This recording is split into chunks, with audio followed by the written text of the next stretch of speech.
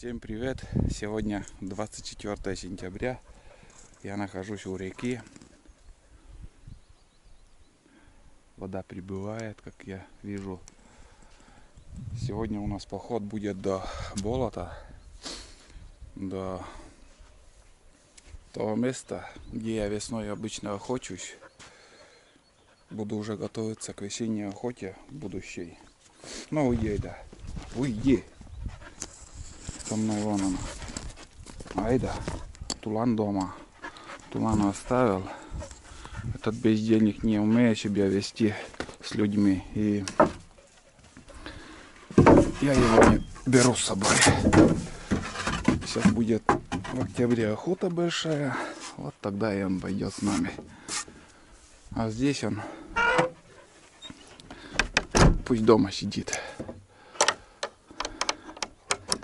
Блин, перчатки, конечно, я нашел сегодня. Да. Ладно, сейчас пойдем к лодке и перейдем на тот берег. Кучане ягар мадачен. Куча мадачен. Понятно. Это мы или моторку ты спускал этим? Поперек ставил или что? Стоя. Чего ты придумал? Так поставил и попер. Нормальный. А, ты наоборот тащишь. Ну.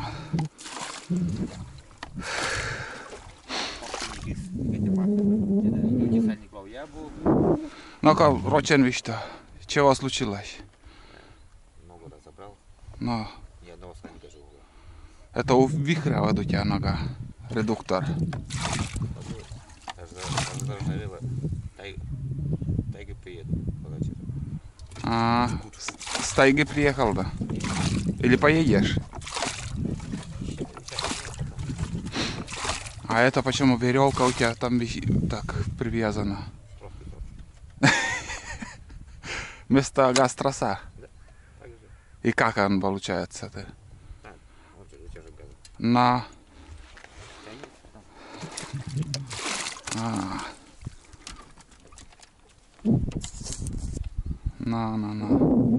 Будем знать.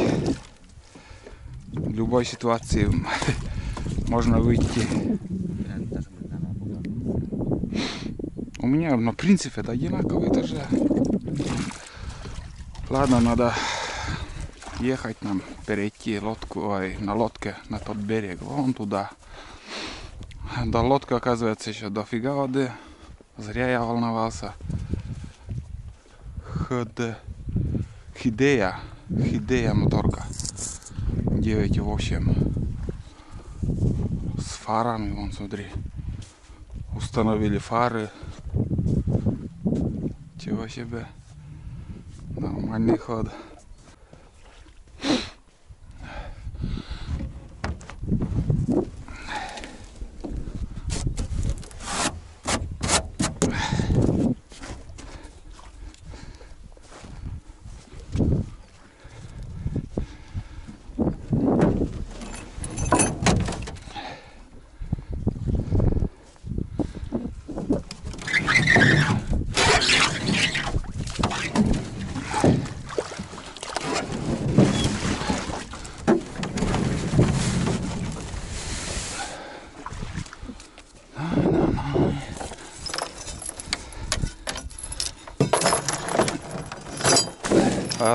Айда, millä olen?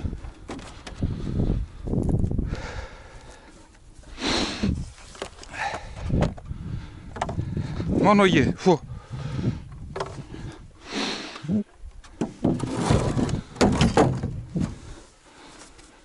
Он как его журналиной. Давай, все, ничего. Подписчики жалеют тебя. Ну вот. Сейчас перейдем. О, блин.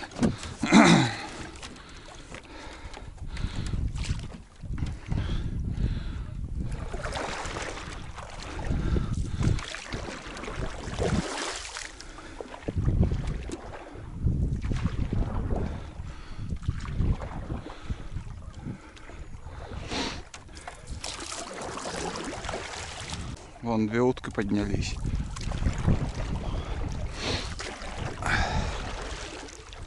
Полетели выше, вверх, по течению, против течения, вернее. Крупные утки были.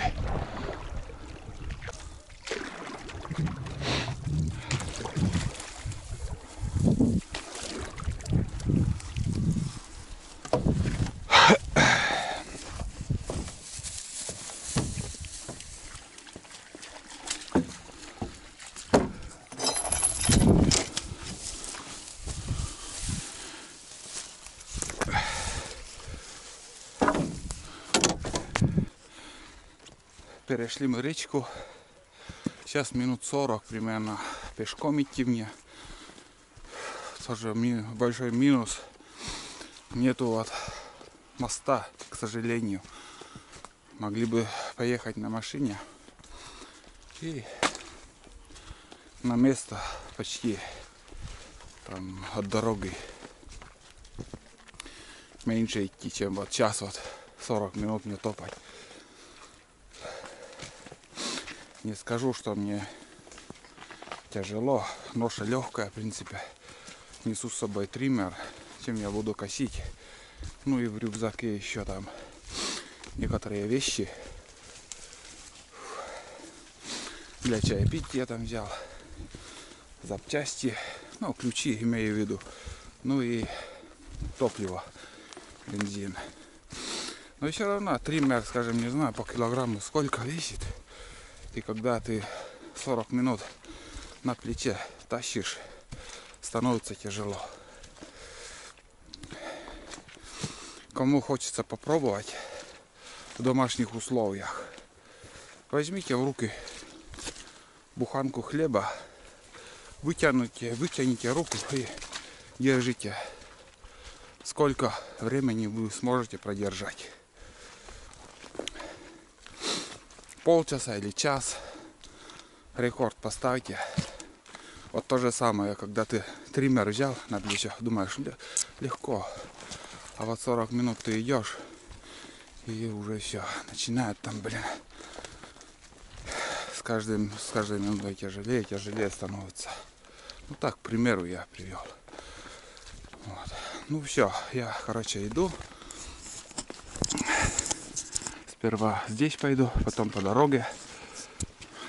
Многие, если кто встретится, будут спрашивать, куда я с триммером.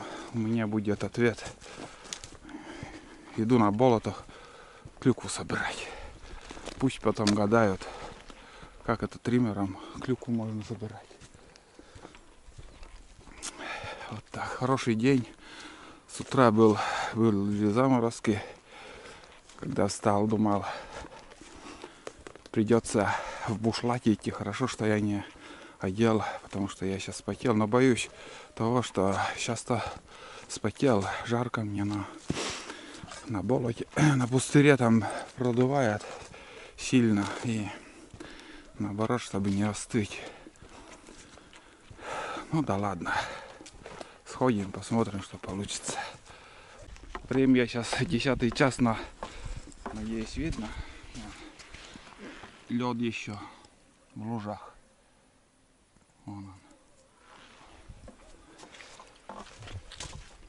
Это говорит о том, что хорошие заморозки ночью были. Знакомые охотники уже все скосили. Вон.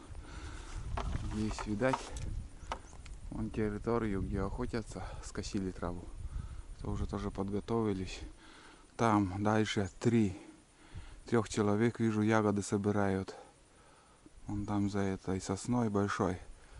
Слева и справа еще один вон там. Ну и до этого еще людей я видел. Мы уже... Майда гуляет. Он не гуляет, а кувыркается. Вот, видели, как все аккуратно скошено, но я бы еще больше участок скосил. Здесь хорошее место для охоты. Десятки раз говорил, вон там мой шалаш еще, первый. Это второй считается, это первый там, потом второй. И сейчас, где я охочусь, третий шалаш уже я сделал. Ну, наверное, из тех охотников, кто тут по-настоящему охотится на уток, серьезно к этому делу относится. Я, наверное, один остался, который еще не скосил территорию, не подготовился. Многие заранее идут, косят, но в то же время я... Почему я не спешу? Потому что если рано скосить, трава быстро зарастает, как сорняки. Смотришь, уже по-новому, уже 10 сантиметров выросло. А сейчас вот я уже заморозки, скошу территорию и уже буду знать, что трава уже не вырастет. Поздняя осень сейчас. Ну, осень, считай, не самая поздняя, но осень. И в то же время заодно сегодня буду собирать клюкву. Ведро взял, посмотрим, как получится. Если есть ягода, хотя бы 5-литровое ведро, нам на зиму вполне достаточно хватит на морс. Это на морс, на, как сказать, когда вот пик ОРЗ, вот, когда уже все начинают болеть ОРЗ, да, и мимо нас тоже это ОРЗ не проходит. Вот в то время мы клюквенный сок и пьем. Тоже помогает, не помогает, но вот себе внушая, что вот поможет тебе и самый вкусный морс из клюквы. Вот здесь уже я поверну и уже зайду в тайгу.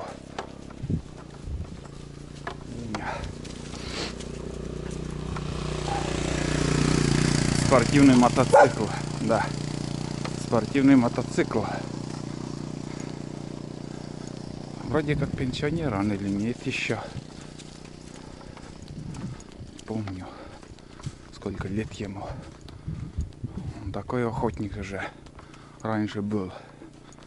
У него избушки от села там, блядь, 50-70 километров. И пешком он ходил. Такой крепкий, вообще здоровый мужик. Но сейчас вроде как забросил это дело. Так, надо зайти мне. Здесь тоже надо срубить, что ли, эти, как его, мелкие деревья. Потому что, блин, нигде хода нету тут. Все держит, все. Непроходимая чаще. Когда ночью еще тут проходишь, блядь. Коридорчик, вот эти ивы срубить и такой проход сделать.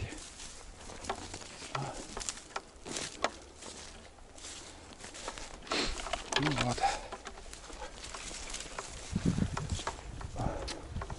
Поперли охотники. Да и за ягодами, наверное. Машина, там мотоцикл.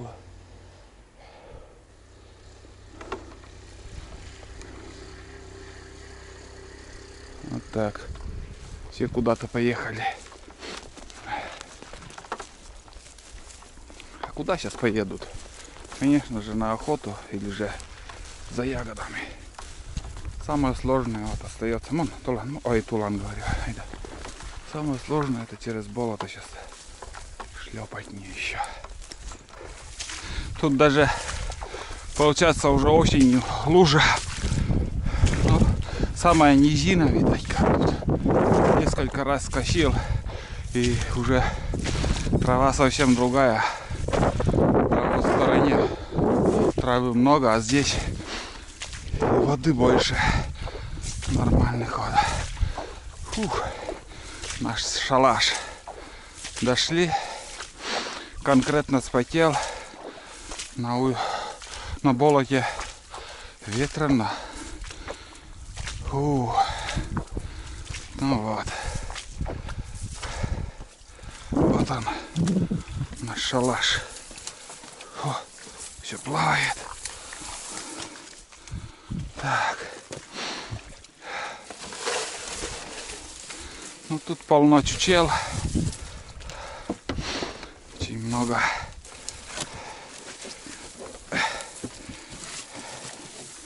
Фух. Фу, вот так хозяйство тут у меня. Чего только нету. Этих чучел, блин. Так. Ну вот. Это поджопником будет. Так, айда, пока ты там сиди.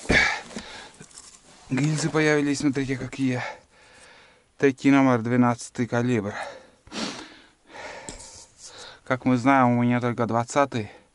После моей охоты, видать, кто-то приходил, сидел тут. Ну, самое главное, в порядке все оставили, я не против, пусть.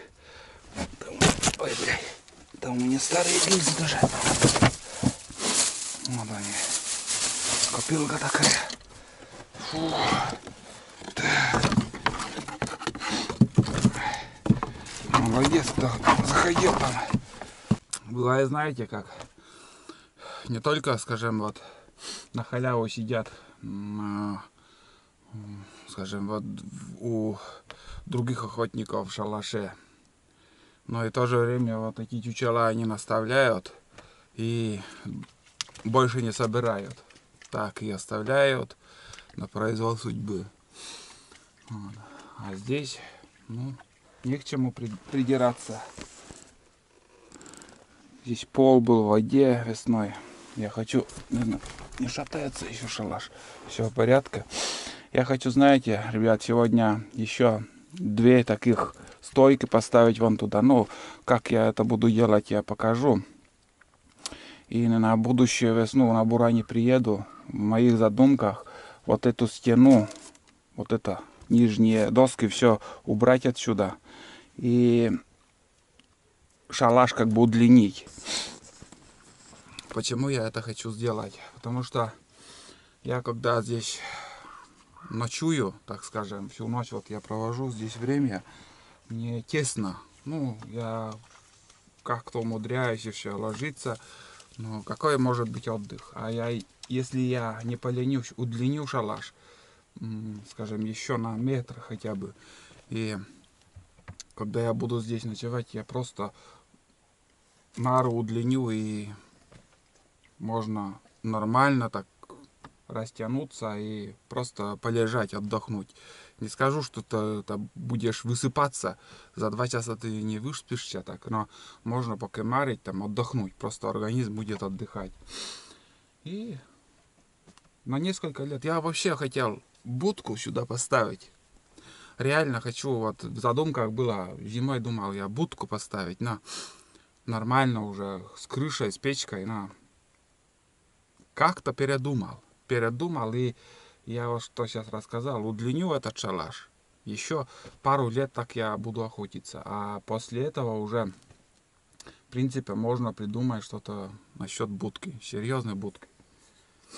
Но я, если охотился всю весну, скажем, вот 10 на 10 дней открывается охота, и если каждый день ты на охоте круглыми сутками, конечно же, реально быстро это 1 день работы и нормальную будку сделать, и комфортно себе отдохнуть там. Но в будущем, может, когда-то это будет, но я не такой заядлый охотник на уток. У меня основная охота на боровую птицу и на пушные зверьки. А вот эта охота на уток, это весеннее, ну, так хочется пострелять там, в принципе. Да посмотрим, все вы увидите, как все будет. Что-нибудь придумаю, может, смастерю здесь, удлиню этот шалаш. Рано или поздно это сгниет и буду переделывать. А если буду переделывать, новый шалаш буду делать, я уже сделаю конкретную, как я говорил, будку, настоящий домик небольшой для одного человека. Я всегда один. У меня, как сказать, напарников пока никаких нету. И пока не хочется кого-то. А для одного там сделаю такую вот 2,5 на 1,5. В принципе, вполне достаточно, думаю. Можно даже сделать, знаете, возле дома легонький такой домик сделать и на буране притащить без проблем. Если один буран не потянет, друга позовут 2 буранами там, сюда. Час работы. Вот. Ну, это так. Я размышляю. Хочется так сделать, так сделать. А посмотрим, как все получится, как жизнь пойдет. У меня сегодня, между прочим, я забыл на этот микрофон губку поставить. И думаю, звук сегодня будет плохой. Сейчас я передохну 5 минут, попью кофе и начну работать. А в конце работы посмотрим, что дальше делать. Ягоды пособираем, ну, побродим по болоту, ягоды пособираем и обратно домой. Вот она, Айда наша. Айда зашла в шалаш. Смотри, что-то говорит. Да, да. А Тулана бездельника мы сегодня оставили. Она не умеет себя вести на людях. Да, пусть дома сидит. И Айда, она самая послушная собака в мире, самая ласковая. И также очень хорошо работает по боровой птице и по кунице также работает. Но как я заметил, ну и также на своих видео я рассказывал, что Айда берет глазами. Вот всегда. Вот, если она не увидит птицу, скажем, или добычу любую, она 10% из 100 только залает, а уже когда увидит, она начинает лаять. Ну, частенько я заметил, и это уже факт того, что собака, когда работает, птица сидит на дереве тихо, она не взлетает, не шуршит, не кормится, просто тупо сидит. Но как находит собака таких птиц?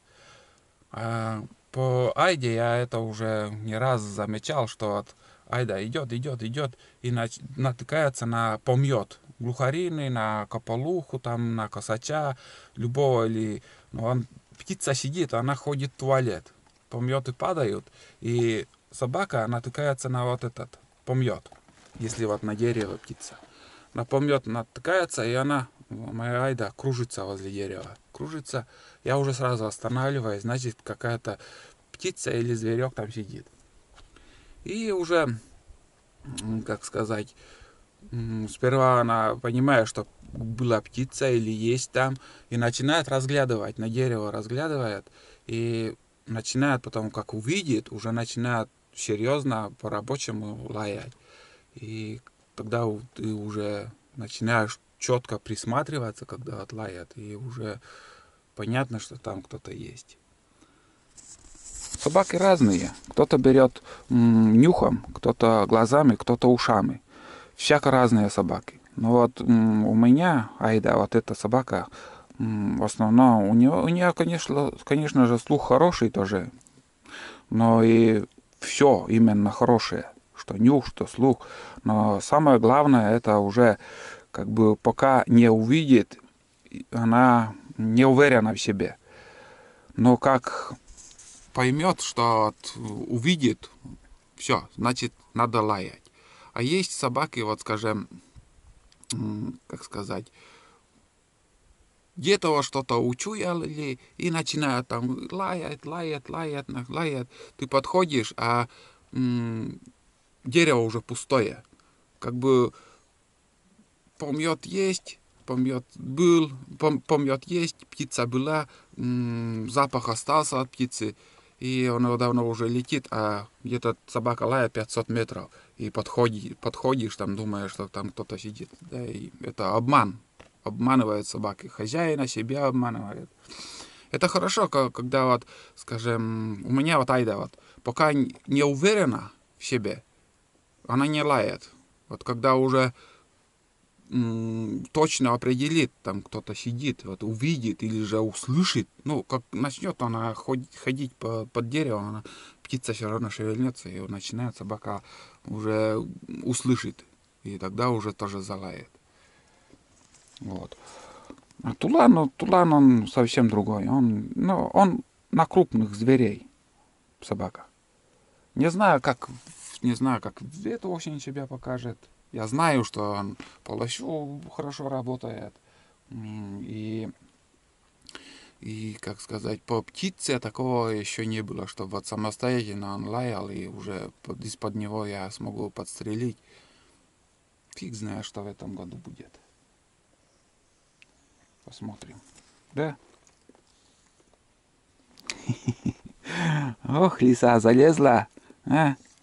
Надо подправить пол у нас. Ладно, я вот хотел уже кофе попить, а все еще болтаю. Ну, ладно, сейчас я попью кофеек и... Ух, ветер поднимается, вон уже. Шумит. Буду косить.